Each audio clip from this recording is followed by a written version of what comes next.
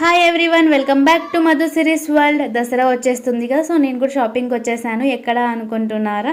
బళ్ళారిలోనే Hotel Royal ఫోర్ట్లో only 2 days open ఉంటుంది ఇక్కడ షాపింగ్ చేయడానికి. ఓన్లీ 5th and 6th ఈరోజే వెళ్ళొచ్చాను.